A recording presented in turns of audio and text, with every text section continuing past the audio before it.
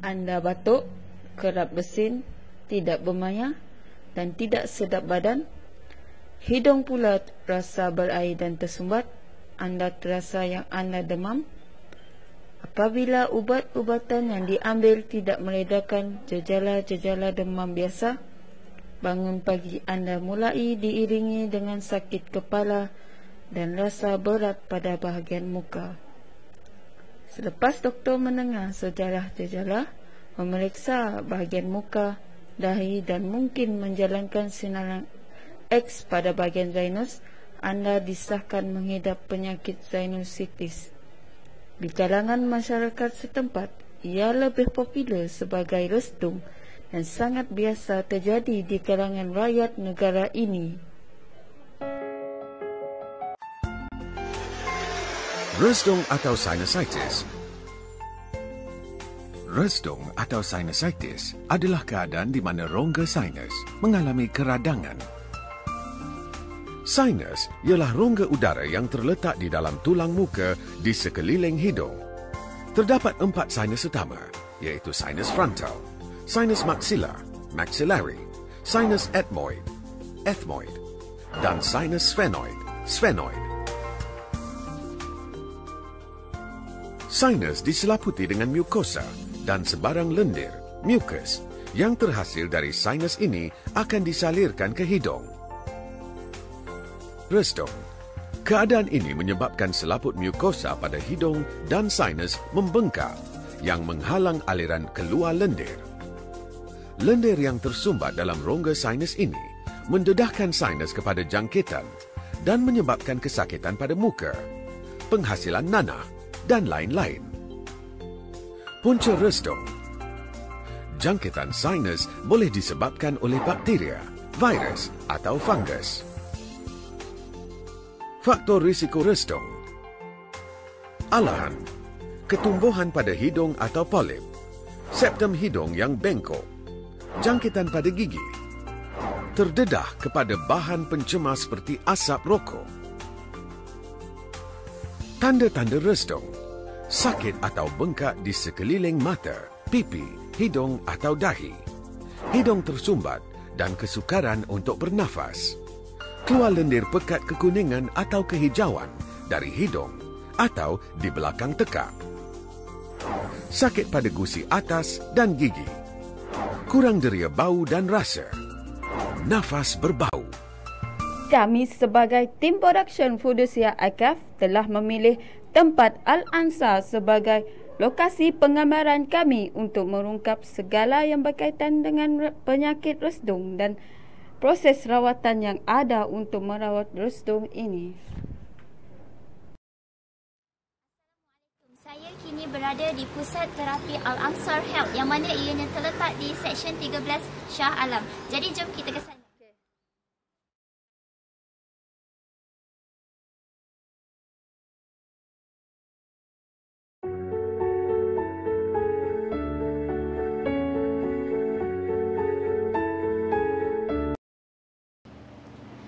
Assalamualaikum. Saya kini bersama dengan Tuan Haji Muhammad Radi bin Samsudin yang merupakan pengurus Pusat Penjagaan Kesihatan Al-Ansar Health Cawangan Shah Alam.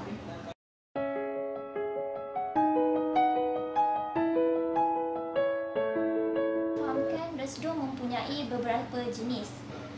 Boleh tak Tuan Haji terangkan serba sedikit jenis-jenis resdung yang ada? Okey. Biasanya resdung ni ada 2 jenis lah. Ada 2 jenis. Okey, jenis yang kita panggil sinusitis ataupun resdung ini, dia nombor 1 dia yang jenis akut. Okey, dia akut ni dia bermula dengan berlakunya rhinitis, keradangan, kan? Serangan yang berlaku pada rongga sinus tu juga, dia tu berpunca daripada alahan. Dia bola alahan dan dia berulang-ulang. Dia berlaku, dia stop kadang, lepas tu dia berlaku lagi berulang-ulang. Dan ini kita panggil dia akut lah. Maknanya tidak konsisten terus, kan? Berulang-ulang. Dan yang kedua, dia adalah kronik.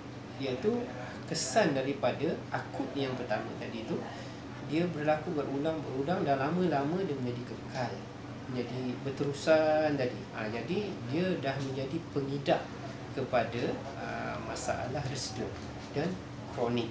Itu di antara dua lah yang kita telah kenal pasti.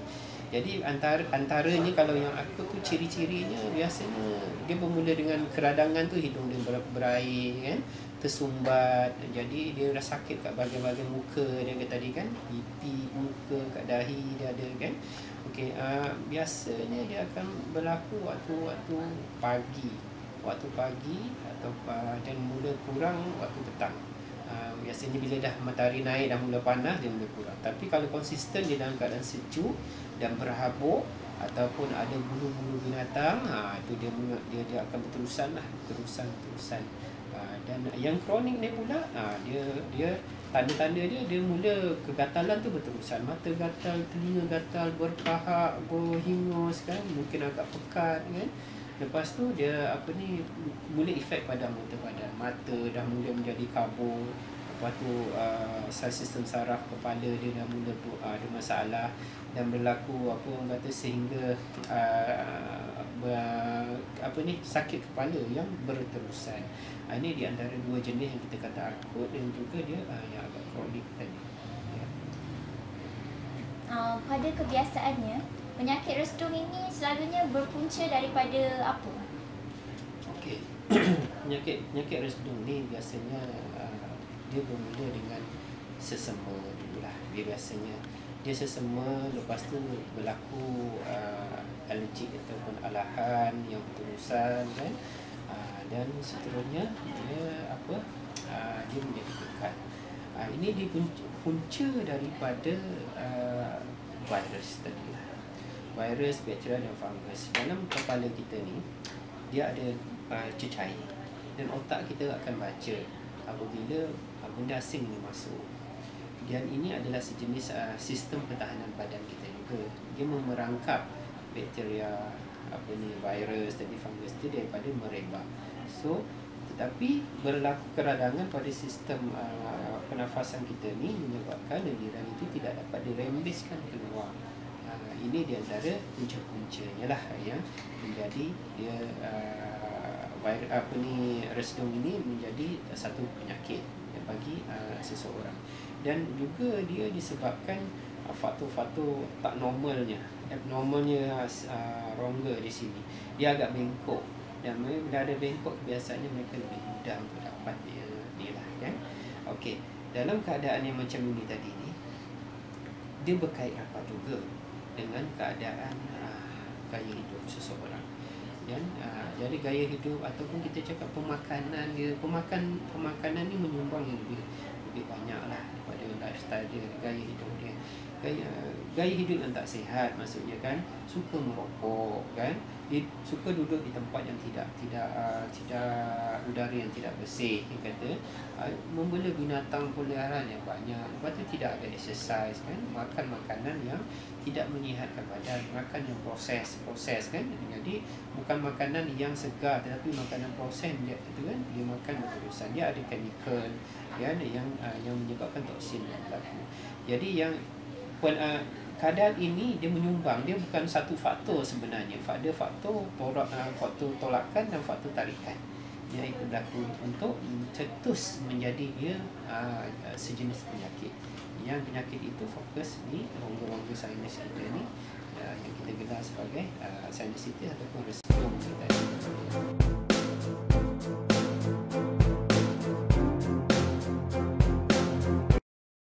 Perawatan restung bagi pesakit lelaki dan wanita ianya melalui proses yang sama.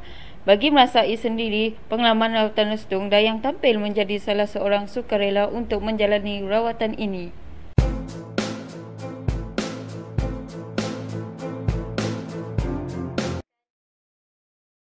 Untuk proses yang pertama ini, setelah memasukkan cotton bud di dalam kedua telinga Dayang, Akilah akan memasukkan pula cotton bud ke dalam hidung Dayang. Tujuan diletakkan adalah untuk memastikan tahap kerestungan Dayang. Biarkan beberapa minit sementara Dayang menghidu cotton bud itu.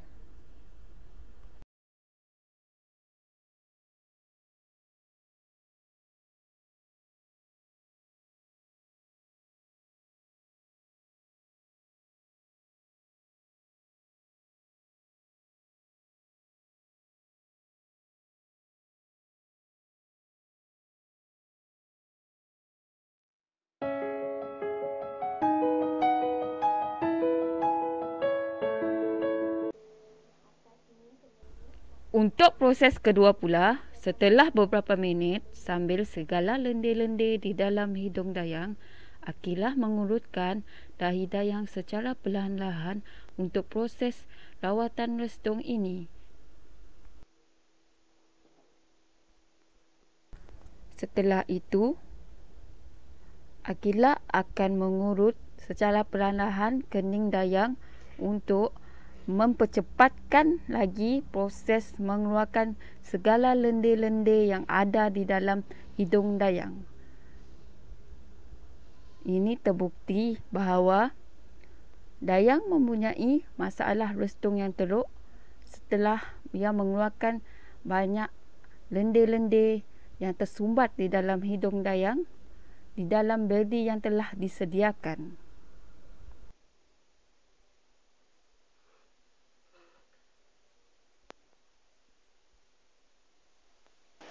Jadi kita akan tengok dia punya feedback.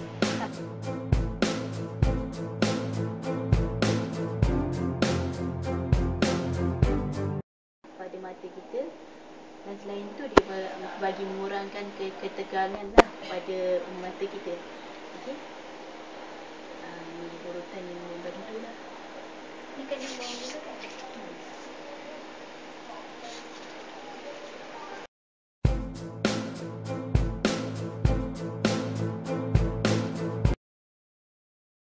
Resdung tadi, apa yang Cik rasa perubahan yang ada dekat diri Cik? Saya rasa dia macam hidung macam lebih apa? Okey lah. Okey. Bernafas dengan lancar lah. Bernafas dengan lancar. Sebelum ni Cik rasa macam mana? Sebelum ni memang rasa susah nak nafas. Lepas tu macam rasa banyak apa lendir.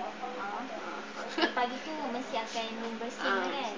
Sebab apa? Sebab sejuk kan? Sejuk sangat tak boleh. Lepas tu kalau tak boleh kena macam debu, asap, macam dia akan terus bersih.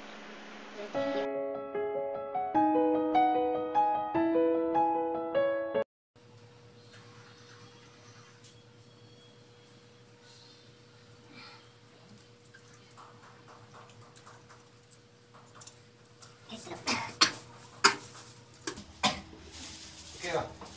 Boleh tak?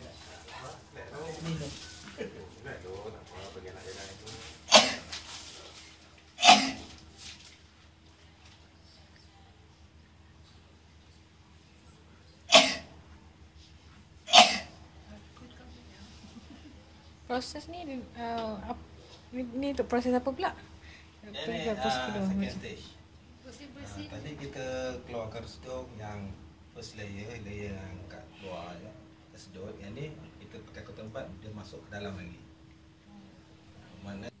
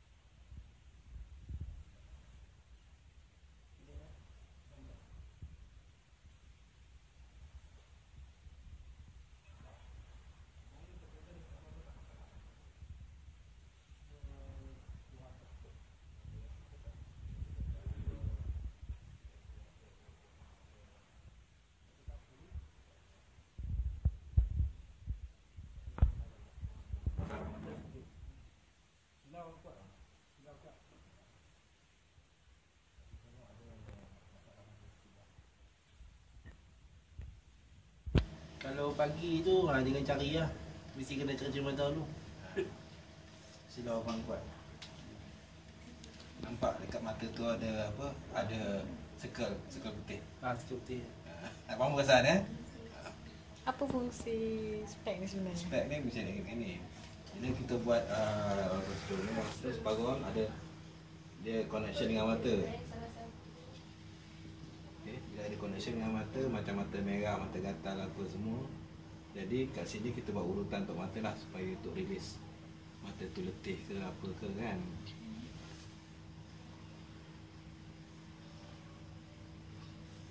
Dia sebagai tambahan.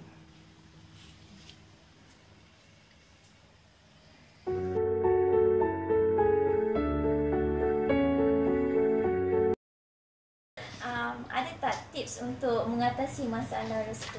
Okey, masalah restu ni ada ramai pihak yang kata dia susah nak baik, nak sihat. Tapi saya optimis, dia cakap. Sebab Rasulullah dah cakap setiap penyakit ada ubat. Kan? Setiap penyakit ada ubat. Bermakna mesti ada jalan dia. Kalau kata satu tempat tak ada, kat tempat lain mungkin ada ubat dia. So kena rajin lah. Kena ikhtiar. Okey. Untuk tips mengatasi masalah resdung ni, biasanya sebelum nak jadi resdung tu kita kena berjaga-jaga lah. Kalau kita dah ada sesama tu, kena pergi jumpa doktor untuk check kita punya status apa kan. Lepas tu kalau lah kita ada alahan, kita kena elakkan diri daripada alahan tersebut. Individu mesti peka. Family atau anak-anak yang ada masalah resdung, family atau ibu bapa kena peka juga. Apa yang anak ibu boleh makan, apa yang tak boleh makan. Okey. Jadi kalau kalau dia tak boleh makan sesuatu tu kena hindarkan lah, katakan.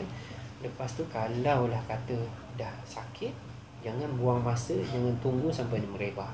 Sebab macam saya cakap tadi, asalnya dia tak bahaya, tetapi kalau dia merebak dia bahaya. Jadi tips-tips itu adalah kepekaan individu tersendiri terhadap apa yang berlaku pada badan dia. Jadi untuk yang lebih bagus sebenarnya, dia faham tentang konsep wellness dengan illness. Wellness ini adalah penjagaan kesihatan. Illness adalah apa? Sakit lah. Apabila kita sakit atau mengidap penyakit. Dua-dua ini untuk kita mengurangkan resiko illness, kita kena peka pada wellness, penjagaan. Menjaga kesihatan itu sebenarnya kos dia lebih rendah daripada merawat sakit itu. Okey. Tapi apabila seseorang itu dia peka, maknanya dia tak boleh makan ini, dia kena makan ini. Sebab sifat sakit resdung adalah sejuk. Sifat dia sejuk. So dia jangan ambil benda yang sejuk-sejuk.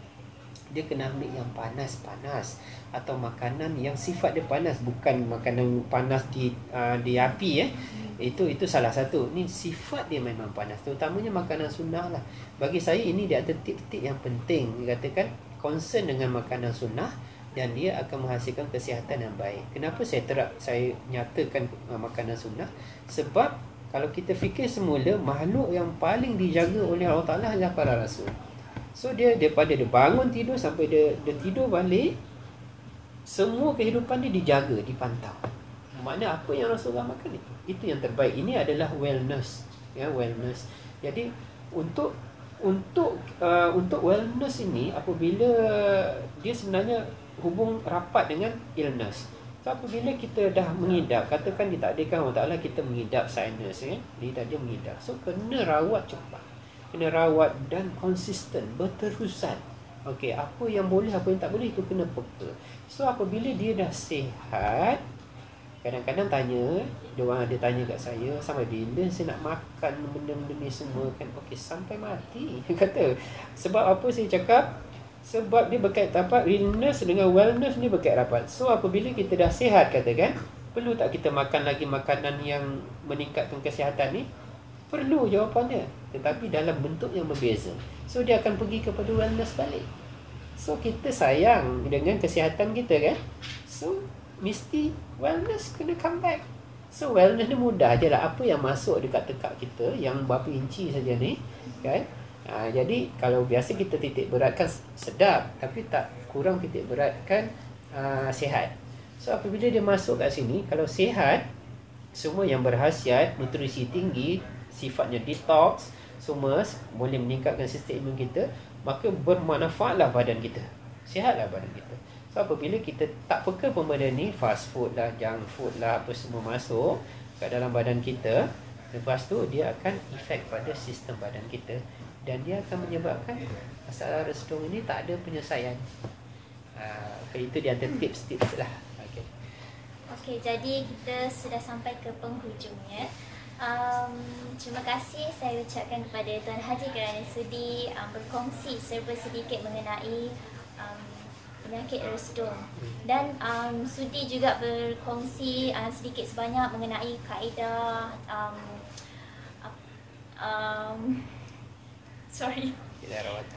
kaedah rawatan lagi apa dan juga tips-tips penjagaan dan tips-tips penting untuk penjagaan kepada penghidap penyakit resedung. Okey, sama-sama. Semoga apa yang kita bincangkan, yang saya katakan hari ini memberi manfaat yang berguna kepada setiap insan, insya-Allah. Okay, jadi kita sudah sampai ke penghujung sesi wawancara bersama Tuan Haji. Terima kasih kerana sudi berkongsi sedikit sebanyak maklumat mengenai penyakit resedung ini. Saya harap apa yang Encik kongsi itu dapat dijadikan rujukan kepada para pesakit resedung. Okay, terima kasih lagi sekali.